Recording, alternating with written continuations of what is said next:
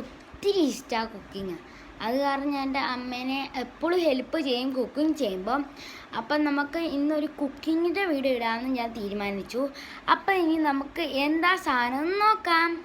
അപ്പം ഇനി നമ്മൾ ഉണ്ടാക്കാൻ പോകുന്നത് വാരച്ചുണ്ടിൻ്റെ കട്ട്ലേറ്റാണ്.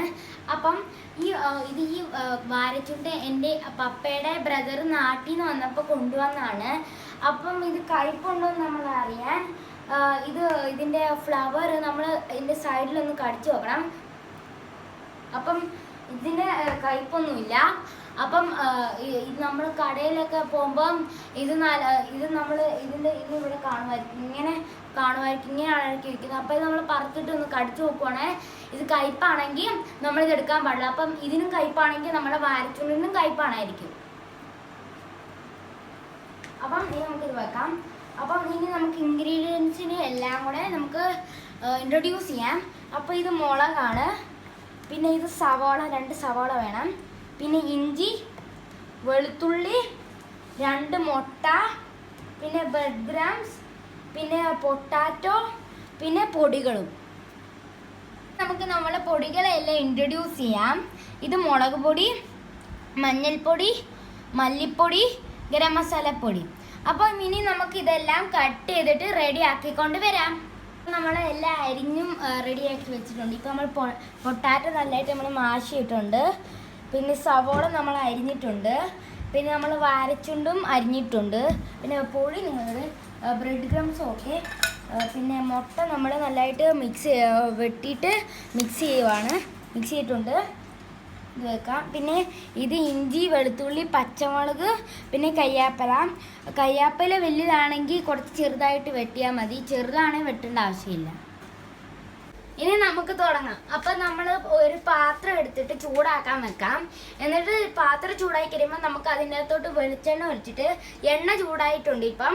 അപ്പം നമുക്കിനി നമ്മളുടെ അരിഞ്ഞു വെച്ചിരിക്കുന്ന കരിയാപ്പിലയും ഇഞ്ചിയും വെളുത്തുള്ളിയും മുളകും എല്ലാം ഇതിൻ്റെ അകത്തോട്ട് ഇടാം.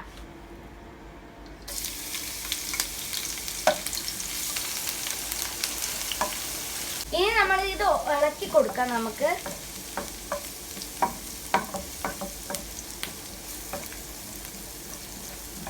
അത് കഴിഞ്ഞ് നമുക്കിനി ഇത് ഇളക്കി കൊടുത്തു കഴിഞ്ഞ് ഇത് കുറച്ചായി കഴിയുമ്പോൾ നമുക്കിനി സവോള ഇടാം. ഇപ്പം നമ്മളുടെ ഇഞ്ചിയും വെളുത്തുള്ളി എല്ലാം വരുന്നതുകൊണ്ട് നമ്മളിപ്പോൾ സവോള ഇട്ടിട്ടുണ്ട്. ഇനി നമ്മളുടെ ഇതൊരു ബ്രൗണിഷ് കളർ ആവാൻ വേണ്ടി നമ്മൾ കുറച്ച് ഉപ്പ് ഇട്ട് കൊടുക്കണം. അപ്പം അത് പെട്ടെന്നാവും. നമ്മളിനി ഉപ്പിട്ട് കഴിഞ്ഞ് നമുക്ക് ഇളക്കാം. ഇനി ഇത് ബ്രൗൺ കളർ ആവുന്ന വരെ നമ്മൾ കുറച്ച് നേരം വെയിറ്റ് ചെയ്യണം. ഇപ്പം ഏകദേശം നമ്മളുടെ സവോള വരുന്നിട്ടുണ്ട്. അപ്പം നമുക്ക് ഈ പൊടികളെല്ലാം ഇട്ട് കൊടുക്കാം.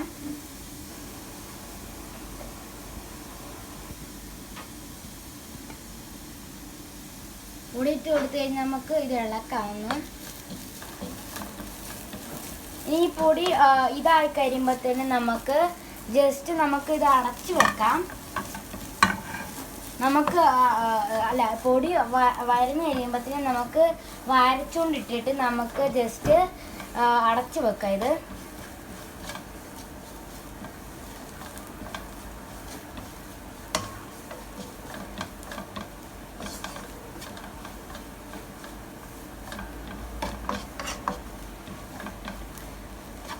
ഇനി ഇത് നല്ലതായിട്ട് വരഞ്ഞു കഴിയുമ്പോൾ നമുക്ക് വാരച്ചുകൊണ്ട് ഇട്ട് കൊടുക്കാം.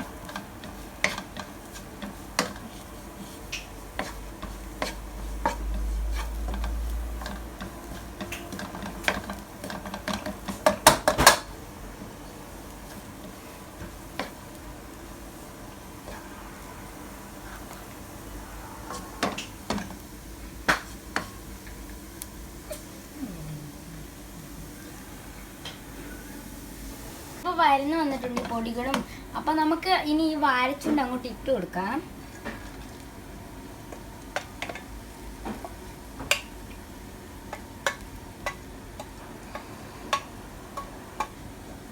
നമുക്കിത് ഇളക്കി കൊടുക്കാം.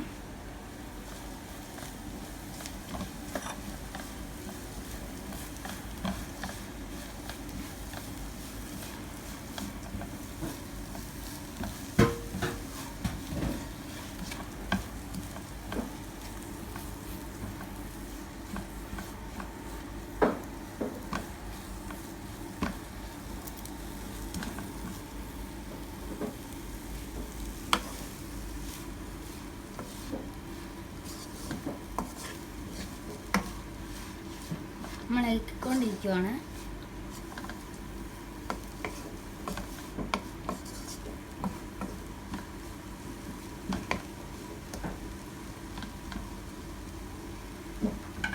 ഇനി നമുക്കിത് അടച്ചു വെക്കാം. ഇനി നമുക്ക് ഇതൊന്ന് തുറന്ന് നോക്കാം. നല്ല മണം. അപ്പോൾ നമ്മുടെ വാരച്ചുണ്ട് ഇപ്പോൾ ആയിട്ടുണ്ട്. നമുക്ക് മുമ്പ് ഞാൻ നിങ്ങളുടെ അടുത്തൊരു കാര്യം പറയാൻ മറന്നുപോയി.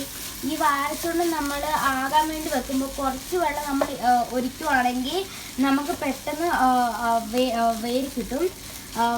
അപ്പം നമുക്കിനി തീ ഓഫ് ചെയ്തിട്ട് നമുക്കിത് തണുക്കാൻ വേണ്ടി വെക്കാം. നമ്മളുടെ വാരച്ചുണ്ടൊക്കെ തണുത്ത് വന്നിട്ടുണ്ട്. ഇനി നമുക്ക് അതിലോട്ട് പൊട്ടാറ്റോ ഇട്ട് കൊടുക്കാം. പൊട്ടാറ്റോ മാഷ് ചെയ്ത പൊട്ടാറ്റോ നമുക്ക് ഇട്ട് കൊടുക്കാം എല്ലാത്തോട്ട്. ഇനി നമുക്ക് ജസ്റ്റ് ഇളക്കി കൊടുക്കാം.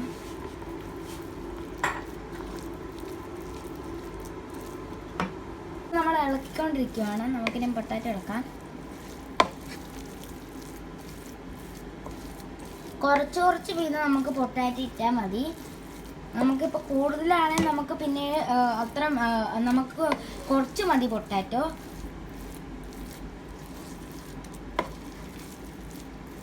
നമ്മളിതെല്ലാം മിക്സ് ആക്കി വെച്ചിട്ടുണ്ട്.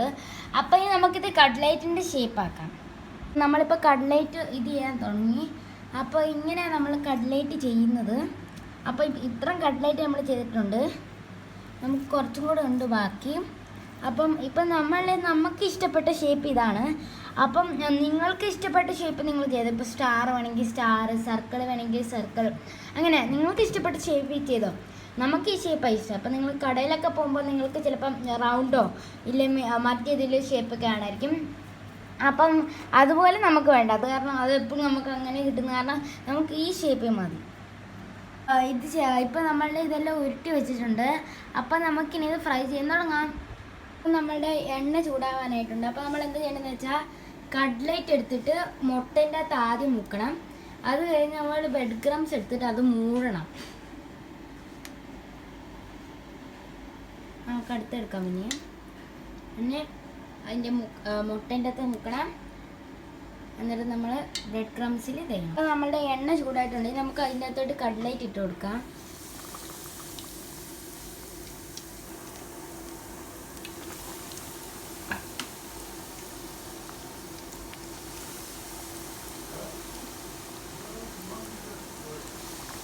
നമ്മളുടെ ഫ്രണ്ട് വശം ആയിട്ടുണ്ട്. അപ്പം ഇനി നമുക്ക് തിരിച്ചിടത്.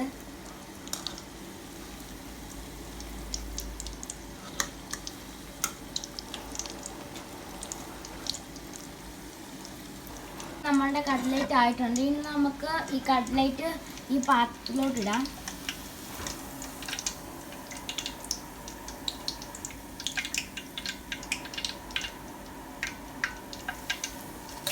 അങ്ങനെ നമുക്ക് എല്ലാം ഉണ്ടാക്കിയെടുക്കാം.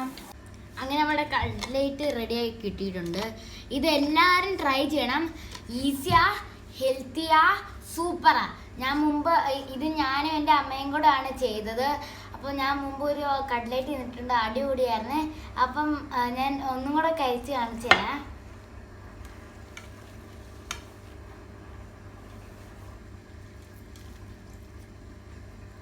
ഞാൻ കഴിക്കാൻ പോണേ. ചൂടുണ്ടെന്നല്ലേ.